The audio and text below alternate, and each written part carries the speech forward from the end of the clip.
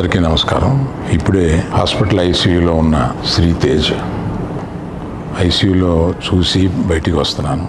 Doctors అందరితోటి నేను మాట్లాడాను. అబ్బాయి రోజు రోజుకి రికవర్ అవుతున్నారు. లాస్ట్ 14 డేస్లోను, పర్టికులర్ లాస్ట్ 10 డేస్లో రికవరీ కనపడుతుంది. బట్ చాలా టైం పట్టొచ్చు అని కూడా చెప్పారు. ఇలాగా ఆ అబ్బాయి కోలుకోవడానికి ఏమైనా చేయడానికి మేము సిద్ధంగా ఉన్నాము.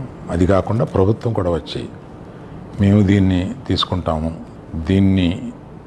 ఈ అబ్బాయిని సంపూర్ణ ఆరోగ్యంతో చూడడానికి ప్రభుత్వం కూడా ముందు రావడం చాలా అభినందనీయం.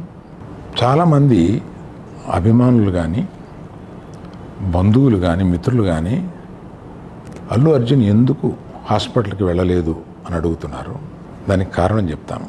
స్టాంపేడ్ జరిగిన రోజు మరుసటి రోజు మార్నింగే అల్లు అర్జున్ వద్దామని అనుకుంటే హాస్పిటల్ అధికారులు నిన్నే కదా జరిగింది, ఇవాళ ఈ హాస్పిటల్కి వచ్చి ఇక్కడ ఇంకొక ఇన్సిడెంట్ని ఎందుకు అవాయిడ్ చేయమని చెప్పి అడిగారు. కరెక్టే కదా అనిపించింది. రాలేకపోయారు. ఆ రోజునే కేసు పడింది.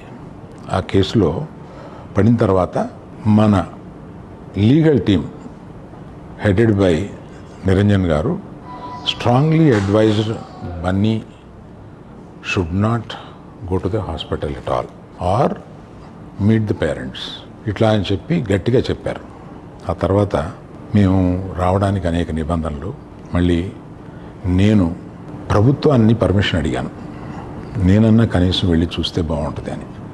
ఎందుకంటే ఓ రోజు బన్నీ బాధపడుతూ నేను చూడలేకపోయాను, నువ్వన్నా వెళ్ళి చూసిరా డాడీ అని అడిగాడు. నేను ప్రభుత్వాన్ని అడిగితే వారు పర్మిషన్ ఇచ్చారు.